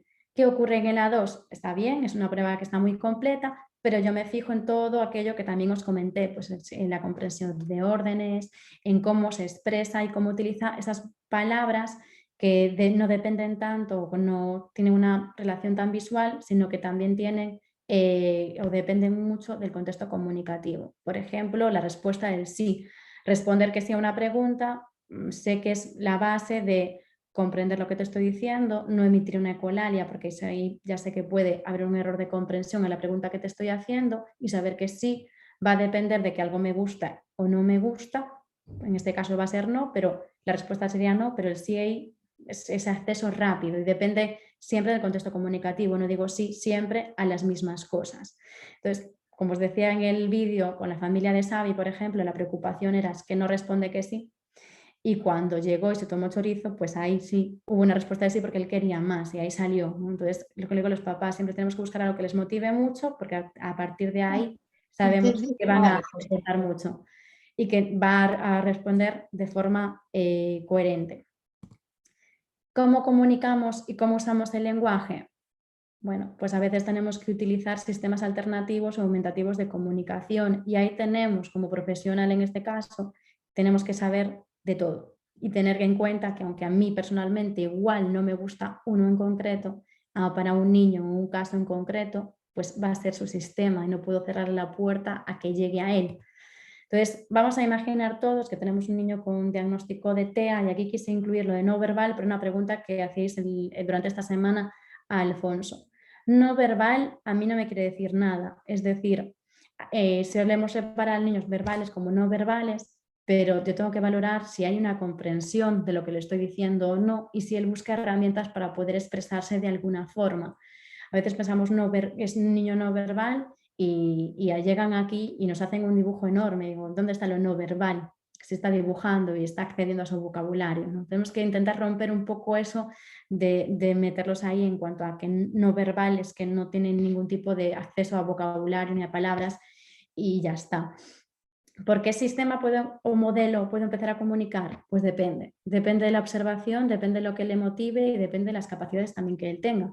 Pero no tenemos, yo por ejemplo, un modelo cerrado. Sí es cierto que a mí me gusta siempre empezar e incluir los signos porque para mí es una herramienta que me gusta mucho, pero no puedo cerrarme a no utilizar pictogramas o no utilizar fotos o no utilizar otros modelos porque vuelvo a repetir, igual en un niño en concreto es el modelo, a él le funciona para comunicarse, le funciona y le motiva, que es lo que también tenemos que tener en cuenta, que para comunicarnos tenemos que estar motivados e imponer a veces un sistema no es lo mejor. Aquí tenemos a veces niños que en cuanto ven un pictograma lo que tienen que tirar a la basura y luego ven la lectoescritura y les motiva muchísimo más. Entonces no podemos cerrarnos en ninguna, pero tampoco tenemos que imponer algo para poder comunicarnos. Tenemos un montón de sistemas alternativos y aumentativos. Aquí lo que quise recoger un poquito es pues eso, toda esa variedad que hay, que pueden sustituir al lenguaje oral o no, que pueden sustituir al habla, que pueden aumentar o apoyar un poco en la comunicación y el lenguaje y que pueden ser con ayuda o sin ayuda. Quizás los más conocidos, pues el PEX, el sistema por intercambio de imágenes, o con los pictogramas o la lengua de signos, pero en este caso no lengua de signos pura, sino una adaptación de la lengua de signos como puede ser el bimodal, ¿no? Que es utilizar los gestos pero con la estructura de nuestro lenguaje oral. ¿Por dónde empiezo? Pues dependerá siempre de cada niño. En este caso os voy a hablar de Lucas, que tiene 4 años y tiene un diagnóstico de TEA y no habla. Pues para Lucas su sistema de comunicación sí son los PECs, porque es el sistema que él se siente y que utiliza de forma funcional en todos los contextos, ¿no? Porque tampoco vale de nada que en las sesiones de logopedia utilice un sistema y que luego los papás no sepan cuál utilizar fuera o él no lo sepa utilizar ni en casa ni en el cole. Por eso la colaboración y la intervención de todos en conjunto es lo más importante. Para él los pictogramas funcionan, para él su cuaderno de comunicación es algo que sabe dónde recurrir y que sabe utilizarlo. Entonces, para Lucas los pictogramas es su herramienta y para todo el entorno tenemos que conocerlo para que él pueda seguir expresando sobre todo esas necesidades básicas y lo que quiere hacer. Eso, implementamos PECs, que ya sabéis que va un poquito por niveles, y la verdad que la libreta de comunicación que tiene es bastante compleja y lo utiliza muy bien. Luego tenemos una niña que tiene también autismo y que tiene grandes dificultades a nivel expresivo. En este caso, a ella lo que le motiva es la comunicación bimodal, es decir, poder expresarse con gestos, pero esa estructura que tenemos dentro del lenguaje oral. Es importante en este caso también que todo el entorno y todo el contexto pues, conozca sobre todo esos gestos más funcionales. La verdad que desde el cole fue genial porque incluso se contrató a una intérprete de lengua de signos para que apoyara dentro del aula las clases, los papás hacen cursos y vemos que ahora mismo está utilizando un montón de gestos. Ella es lo que le motiva y es lo que tenemos que tener en cuenta. El otro día me decía una profe, ya, pero que utilizas gestos y no los conoce nadie. Y decía, vale, con la libreta de text, ¿quién va a estar siempre también conociendo? Pues su entorno más cercano, no podemos tener una barrera en cuanto a comunicación, pues tenemos que ser prácticos. Si a ella le gusta bimodal, pues tenemos que tirar de ahí para que pues, se pueda expresar y comunicar. Y esta es Elisa, que la verdad que es una niña ahora de 6 años, el diagnóstico es TEA no verbal, es un poquito el ejemplo que os ponía al principio. TEA no verbal, pero luego Elisa hace unos dibujos que ya me gustaría poder hacerlos yo. En este caso, yo soy la más pequeñita, con el pelo así un poquito más rizado, y ella ahí aparece un poquito más grande. Y fue la última sesión que tuve con ella en cuanto a intervención, porque vale, ya tiene su comunicador, ella utiliza mucho el dibujo cuando está además que se siente un poquito más agobiada, pero ya está leyendo y escribiendo, que es un objetivo también más dentro de la intervención. Siempre cuando me planteo cuál es la herramienta más eficaz para cada niño, siempre le digo a los papás que no voy a dejar de intentar la lectura y la escritura, que a veces no es posible, pero muchas veces es como una gran olvidada. Y a mí sé que a nivel de funcionalidad y de autonomía es un gran recurso y no quiero dejar de intentarlo, por lo menos en algún niño que sé que puede utilizarlo. En este caso, Elisa tiene un sistema de comunicación, una tablet en la que lee y escribe súper rápido todo y además el dibujo. ¿Por dónde empezar? Pues depende de cada niño, depende del entorno y ahí lo que os decía siempre, yo no me cierro a implementar solo uno u otro. ¿Qué quiero conseguir siempre? Que sea lo más autónomo posible y sobre todo que se tenga un desarrollo feliz, teniendo en cuenta que sé que hay algunas cosas que sí tengo que reforzar y que igual ahí tengo que hacer más hincapié, ¿no? Como os decía al principio, lo de señalar. Para mí sé que señalar es una herramienta comunicativa muy potente, entonces ahí tendré que trabajar mucho, que ellos entiendan para qué sirve señalar y dónde lo puedo utilizar y ese recurso que lo tengan siempre en su mochila para poder expresarse. Teniendo en cuenta que la adquisición del lenguaje es muy rápida y muy natural los primeros 4 años de nuestra vida y que tenemos que desterrar eso de que hay niños vagos para hablar, que es algo que no me gusta nada o me pone un poco nerviosa cuando lo escucho de algún papá, aunque intento luego explicarle por qué no, o de algún profesional. No, esto es algo que, bueno, tuve la suerte de poder formarme con Mark Monfort, que para mí es el mejor logopeda, y él decía que no hay niños vagos para hablar, sino niños con una dificultad para poder hacerlo. Si yo quiero hablar, soy rápido y soy eficaz, hay niños que esa vaguedad ahí, pues no es simplemente que es quizás la característica de que igual algo no va bien en cuanto al lenguaje y la comunicación. ¿Cómo lo hacemos? Bueno, yo tengo que potenciar y favorecer que el niño quiera comunicarse y tendré que acompañar lo que él diga y dotarlo de significado para seguir motivando lo que quiera comunicarse. Voy a favorecer también apoyo visual cuando sea funcional y cuando lo necesite para algo. Y también favorecer la comprensión de todo lo que está en cuanto al lenguaje expresivo, en cuanto al lenguaje comprensivo. Es decir, tengo que él entienda un poco para qué le estoy dando ese tipo de herramientas. Rompiendo un poco esos mitos que tenemos en cuanto al uso de sistemas alternativos de comunicación y teniendo en cuenta las realidades, ¿vale? El mito es que no es solo el último recurso, sino que tenemos que tener en cuenta qué le gusta al niño y qué es lo que le motiva y quizás a veces pues tenemos que juntar varias cosas o varios modelos y hacer el modelo para Lucas, el modelo de comunicación para Elisa o el modelo de comunicación para Álvaro, pero que tenemos que intentar que no sean un último recurso, que no ocultan o frenan el desarrollo de habla para nada. Hacer un gesto o hacer un signo o dar un apoyo a través de una fotografía o un picto no va a frenar el desarrollo de su habla, que no hay prerequisitos, que eso es algo que escucho mucho y no, yo me comunico mediante intereses y cuando tengo una intención no necesito en sí un requisito para, y que tampoco hay una jerarquía, ¿no? Yo cuando estudiaba logopedia nos enseñaban de primero pictos, y parece que solo pictos, pero hay que ir un poco más allá a los pictogramas, sobre todo hay que ir un poco más allá teniendo en cuenta el niño y las capacidades que tienen, que comentaré después por qué. La realidad es que los sistemas de apoyo pues, son fundamentales en el desarrollo de la comunicación, que no hay ningún dato que diga que frenan para nada, que no hace falta los requisitos, como os decía antes, y que no hay evidencia de que necesite hacer esa jerarquía de que primero tengo que empezar por, sino que tengo que, lo que os decía, hacer un modelo comunicativo teniendo en cuenta al niño, a las dificultades y a sus capacidades y a sus puntos fuertes y motivaciones también. ¿Qué debo tener en cuenta? Cuando los papás o cuando hablo con otros profesionales, les digo que tenemos que tener cuidado porque los pictos están bien, pero son a veces muy abstractos y tenemos que tener en cuenta que no podemos representar todo nuestro mundo, nuestro lenguaje, pero sí podemos apoyarlo y tenemos que ver cuál es la mejor herramienta para poder apoyarlo. Si veis el primer pictograma que está arriba de todo, pues sería un quiero. En lengua de signos yo haría un quiero.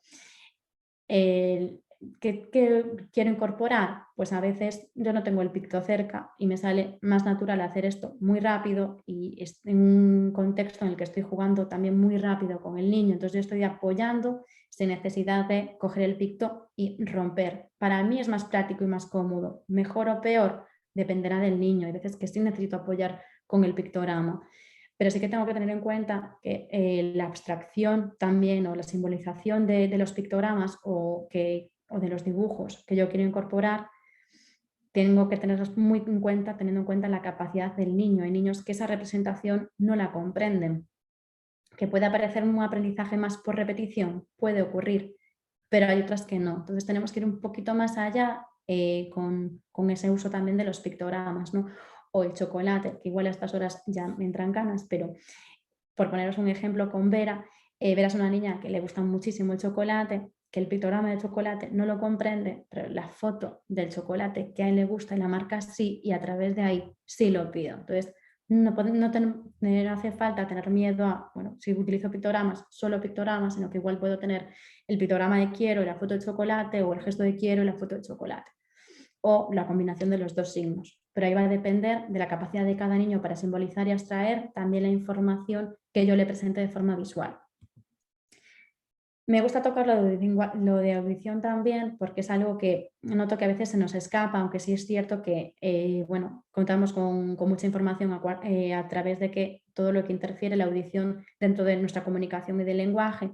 Quizás yo como intérprete de lengua de signos no le hago tanto caso a las audiometrías. De hecho, cuando los papás me dicen, mira, ya le hicimos una audiometría al niño que quería saber si escuchaba o no escuchaba, no me interesa tanto la audiometría con los tonos, sino que yo me voy un poquito a los grados de pérdida, simplemente que sepáis que hay diferentes grados, que hay fonemas visuales y no visuales relacionadas con esta, ¿vale? Que es una gráfica que a mí me da mucha información relacionándola con la audiometría, porque yo sé que si hay dificultades a nivel de audición, sé que determinados fonemas pueden estar también alterados y que igual él no los exprese dentro de su lenguaje o de su habla, ¿vale? Y que es importante también valorar mucho la audición como un descarte a dificultades de lenguaje y de comunicación. Yo también tengo que tener en cuenta que todo lo que haga ahora va a tener una repercusión tremenda en su futuro. Y si es algo que me decían también muchos profes, y es que lo que yo haga ahora pues puede incluso influir en la comprensión lectora del futuro. Y siempre digo a los papás, si yo no le doy experiencias al niño de lo que es, no sé, cómo huele el césped recién cortado o a qué llueve cuando acaba de llover, pues igual cuando esté leyendo un texto dentro del futuro, en su futuro, con 8 o 9 años, igual no comprenda porque no haya tenido esas experiencias, ¿no? Por eso es muy importante dentro de la atención temprana que podamos darle muchas experiencias a los niños y que puedan tener y acceder a eso. Da igual un poquito la dificultad que tenga, pero que puedan tener experiencias, que puedan tocar, que puedan, lo que comentaba también Ana, la profe del SECNOS, las experiencias sensoriales son tremendamente importantes en su desarrollo actual y sé que va a haber una implicación en el futuro que tenemos que tener en cuenta también. ¿Qué podemos hacer en casa? Facilitar experiencias, como os decía, y jugar mucho. ¿Y cómo? ¿Cómo empezamos? Pues estoy hablando de un niño con TEA, yo siempre digo a los papás que hay que ser muy caóticos y cuanto antes y también ser muy sorpresivos, porque sé que hay juego con mucho con esa flexibilidad cognitiva. Y cuanto antes ellos se adapten al caos y se adapten a la sorpresa, porque la sorpresa genera de repente un cambio en el foco de atención, nos va a favorecer esa flexibilidad cognitiva, ese mejor manejo de frustración, quizás para luego en el futuro con actividades que no sean tan motivantes. No podemos cambiarlo todo a la vez, menos es más, pero sí que tenemos que intentar cambiar ciertos rituales o ciertos patrones e intereses que el niño presente, ¿no? Pues yo tengo a Andy, por ejemplo, que todos los días que viene a intervención quiere hacer una hamburguesa, y a mí al principio pues me interesaba de hacer una hamburguesa con él, un dibujo, e incorporar cada día ciertas cosas. Y ahora pues ya no hay hamburguesa, pero vamos cambiando los dibujos que van apareciendo, o vamos incorporando otras cosas. O aparece la caja del McDonald's y dentro de la caja de McDonald's pues están guardados tizas o rotuladores. Puedo partir de sus intereses para empezar a romperlos y que esos intereses cada vez pues sean menos y sean más flexibles en cuanto a otras cosas. Además, sabiendo que cada vez que añada algo, pues es vocabulario nuevo que también aparece. Es mejor empezar por una actividad y luego ir cambiando un poquito. Yo le digo a los papás, tenemos que ser muy rápidos cuando queremos cambiar un ritual, pero también tenemos que ser eso, muy sorpresivos para que no se quede ahí, sino que se quede con qué pasa aquí, qué estáis haciendo. Sé que el motor de aprendizaje es el juego y si yo quiero fomentar la comunicación, pues entonces me va a interesar colocar objetos a su vista para que nos alcance, dar una parte y no del todo. Aquí yo, sobre todo con comida, si quiere gusanitos, pues se los voy a romper en trocitos muy pequeñitos para que me pida más. Juegos que no pueda usar sin nuestra ayuda, y a veces le digo a los papás, podemos esconder algo en una caja transparente súper cerrada, que lo vea, pero que no pueda abrirle, que nos tenga que pedir ayuda de alguna forma. Parar juegos conocidos buscando la sorpresa, o por ejemplo en el momento de vestirnos, pues colocar los calcetines en las manos y no en los pies. Todo eso va a provocar que en él haya algo, que nos quiera contar algo, que quiera expresar algo, que fomentemos esa comunicación. También tenemos que enseñarles a darle a elegir, porque elegir implica iniciativa.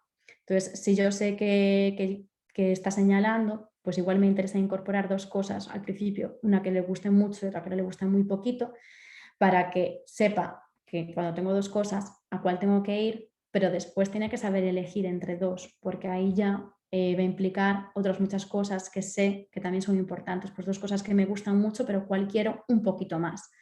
Nos toca siempre observar y escuchar mucho y proponer y esperar, ¿no? Con paciencia, poco a poco, para que ellos vayan generalizando todos estos tipos de cosas y de cambios que de repente le vamos pidiendo, y que no lo hagamos solo con una actividad, sino que es importante que lo hagamos en muchos contextos para que vean la funcionalidad de todo aquello que queramos incorporar dentro también de los objetivos. Observar mucho qué le gusta y qué rechaza, para lo que os decía antes, ¿no? Si quiero darle a elegir, entonces ya sé cuál va a descartar, pero cuál va a querer. Favorecer el juego conjunto, los turnos y los tiempos de espera es fundamental. En sus juegos favoritos, ser muy caóticos y utilizar la sorpresa y utilizar apoyos funcionales, sobre todo que sean funcionales, muy visuales pero funcionales, es decir, que tengan un porqué. Siempre le digo a los papás que un apoyo es funcional si sirve para algo, pero si no sirve para nada, ¿para qué lo quiero incorporar? ¿No? Me decía la mamá el otro día, ¿le pongo el picto de comer? Pero yo si le digo comer, ya se va hacia la mesa. Pues entonces el picto igual ya puede desaparecer, porque si ya le decimos comer y ya sabe a dónde tiene que ir, pues ¿para qué tengo que incorporar ahí el picto? Pues ahora me interesa igual darle a esa categoría de comer muchos adjetivos para que él empiece a pedir qué quiere o qué le apetece. Pero ya está, no voy a seguir repitiendo si ya lo comprende. Imprescindibles para mí dentro de intervención, cuentos manipulativos, muy visuales. Ahí tenéis 3 de los cuentos que más me gustan mucho y que más suelo repetir. Cuentos de cantar, por ejemplo, los de Calandraca. Cuentos para donde tenga que hacer frases o tenga que factor sorpresa, como es el de La calle mayor, o Las jirafas no pueden bailar, que para mí es uno de los cuentos más divertidos, pero también más bonitos dentro de la intervención. El lince es un juego que también uso mucho, no solo para la atención, sino también para buscar el vocabulario, ese lenguaje y ese léxico autónomo que os decía antes, y que nos va a dar pistas sobre cómo evoca, cómo denomina, cómo se los tengo que buscar, agrupar por categorías, y que me da mucho juego dentro de la intervención y que es un obligatorio. Quizás creo que todas las familias que trabajan conmigo, o sea, al final lo compran porque ven la utilidad que tiene el lince y que lo puedo utilizar para muchas cosas. Y el de al lado, pues, un juego que les gusta un montón, aparte las bolas van cayendo muy poquito, pero que a mí me vale para los turnos, los tiempos de espera, para incorporar el yo, para quieres jugar más y que me respondan que sí, para muchas cosas dentro del lenguaje, pero también dentro de la comunicación. Y si tengo que concluir, para mí la comunicación lo es todo. Comunicar es anterior al lenguaje, al uso del lenguaje, y poder comunicar es mucho más importante que poder hablar, que es una de las cosas que a veces me dicen los papás. ¿Cuándo va a hablar? Pues no lo sabemos. Dentro del TEA hay mucha variabilidad. A veces nos toca ser un poco duros en cuanto a la evolución, pero siempre les digo, pero lo más importante es que pueda comunicar lo que quiere, lo que no quiere, necesidades, intereses y todo aquello que sea funcional para su vida. Quizás ese es mi primer objetivo y como logopeda lo que siempre quiero trabajar y que las familias, por lo menos que trabajan también conmigo y que tengamos un equipo, sepan que es la prioridad, ¿no? Ese desarrollo autónomo, funcional y que puedan comunicar lo que quieren. Y por mi parte, nada más, no sé si me expliqué bien, si me lié un poco o si intenté un poco incluir algún ejemplo, pero no sé si ahora que vamos a hacer las preguntas. Sí, te explicaste perfecto. Yo creo que, bueno, ahora lo sabremos. Te voy a pedir, Alfonso, que te vuelvas. Ahí estás. Y a Natalia que dejes de compartir pantalla para que, bueno, los que habéis llegado nuevos, que algunos sí que entrasteis en esta última hora, ahora tendremos un turno de preguntas, así que de momento estáis silenciados. Si queréis intervenir, preguntarle algo tanto a Alfonso como a Natalia, pues es vuestra oportunidad. Podéis solicitar que os veamos en vídeo y que os activemos el micro para preguntar, bueno, todo aquello que quedó en el tintero, que tenéis dudas o que queréis, pues ya que los tenemos aquí y pueden resolver casi cualquier cosa, ¿no? Como hemos visto. No sé si alguien tiene alguna pregunta, alguna duda. O Alfonso, bueno, tú ahora que ya llevas una hora, 3/4 de hora fuera, no sé si tienes algo que añadir después de Natalia. Nada, poco que añadir. Estuve escuchando con mucha atención la charla de Natalia. En su caso fue bastante suave con el tema de los pictogramas, pero a lo mejor se podía explayar un poco más con cuando sí, cuando no.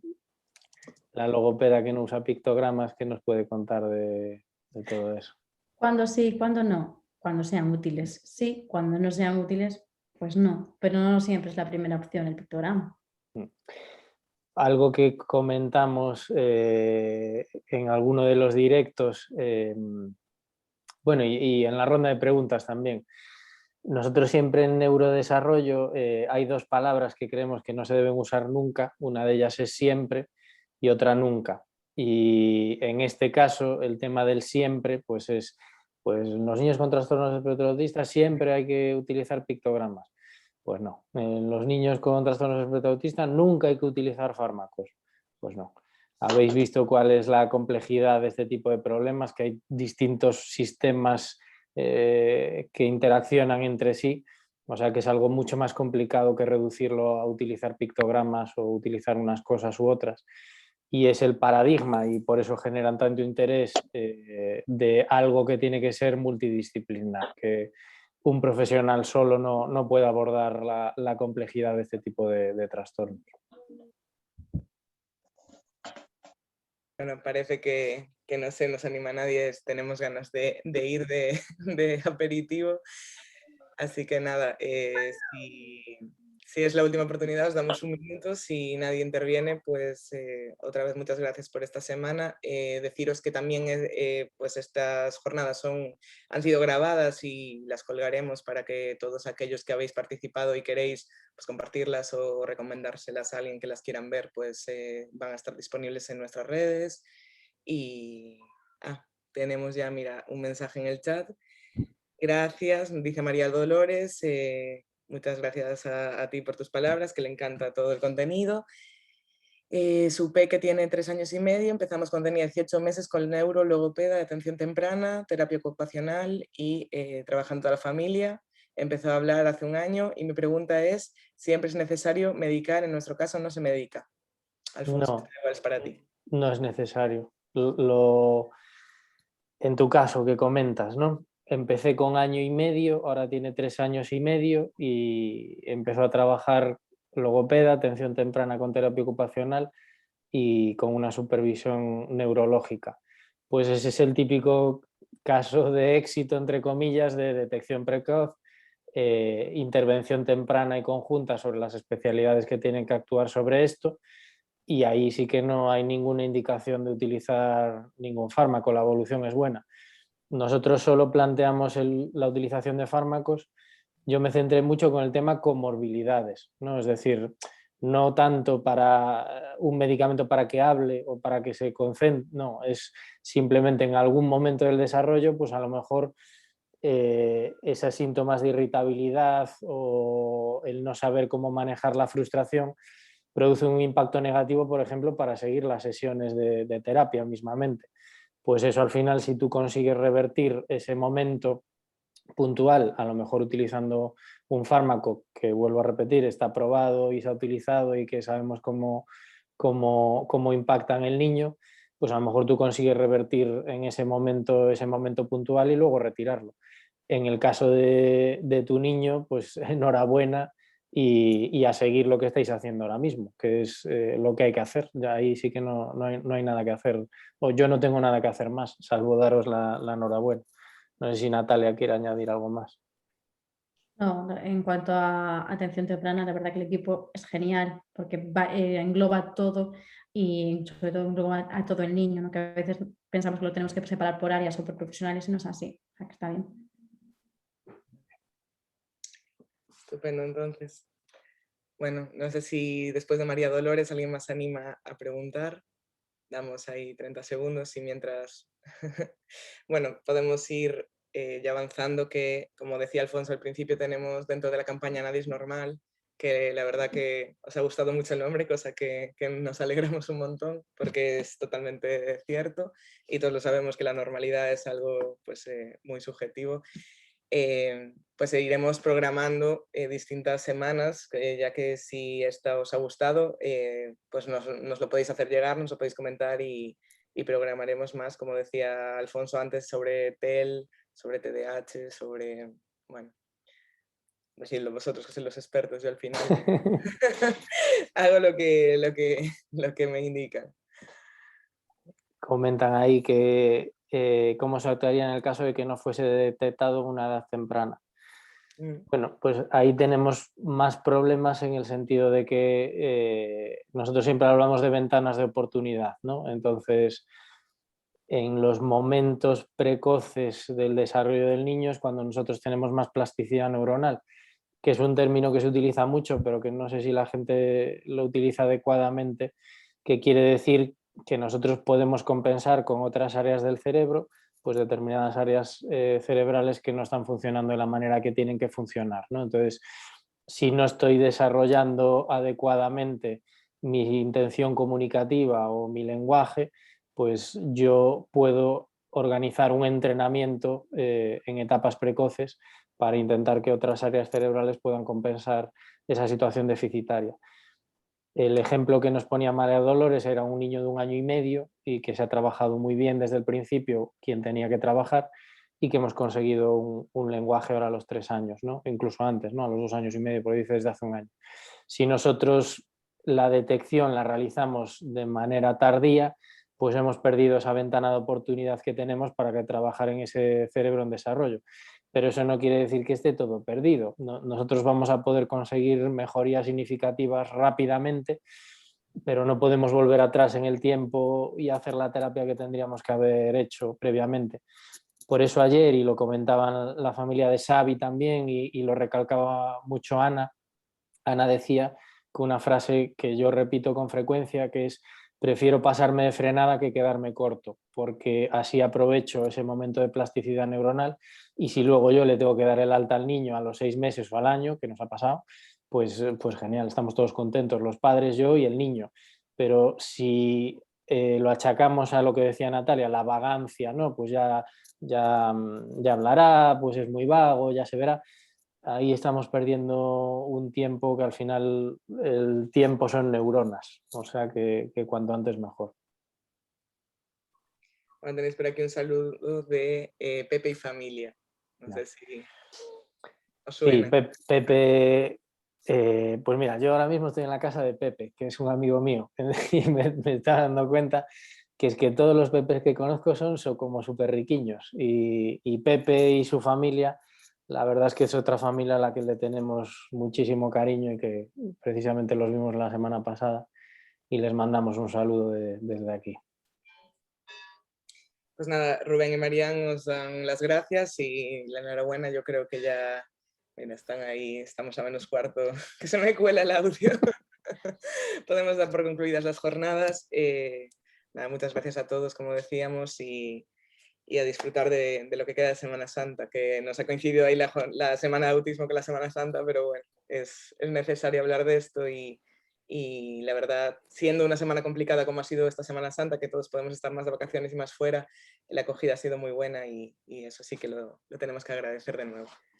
Gracias a ti, Sara, por haber organizado todo esto también en Semana Santa y por haber, pues eso, creado esa estrategia de comunicación que ha sido muy eficaz y que la verdad es que nos hemos llevado una agradable sorpresa porque fue algo que preparamos así un poco sobre la marcha y al final pues implicó todo el equipo de la clínica. Los vídeos de ayer fueron espectaculares, a mí me han encantado y recomiendo a todas las familias que los vean porque son cosas muy accionables. El directo con Ana fue increíble. Ana ya sabemos que es una gran profesional, pero fue una cosa de volver a ver varias veces. Y el directo de la familia con Xavi y Natalia para echar la lagrimita y saber, pues eso, cuando se juntan unos padres implicados y una profesional bien entrenada, pues los resultados que se consiguen. Así que agradecerte también a ti, Sara, de Queridiñas Comunicación, toda la estrategia que habéis elaborado a lo largo de toda esta semana, que tenéis mucho mérito. Un placer. Recordaros a todos los que nos estáis viendo antes de dejaros que tenéis todo en Instagram, los directos los tenéis guardado en el botón de IGTV, los vídeos de ayer tanto los tenéis en IGTV como en YouTube. Esto se subirá también tanto a Facebook como